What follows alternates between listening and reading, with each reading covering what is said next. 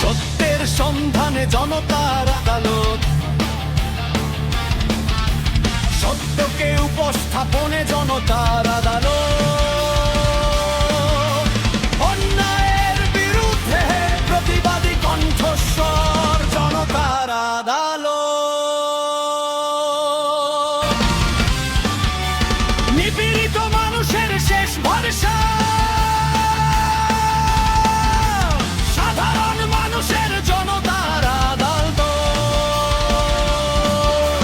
বইহীন কলম আপোষহীন সংবাদ, এটাই জনতার আদালত।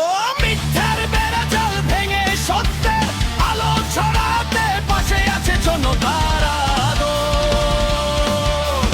আমরা বলি না, আমরা দেখাই সত্য যখন আড়ালে, জনতার আদালত তখন ময়দানে।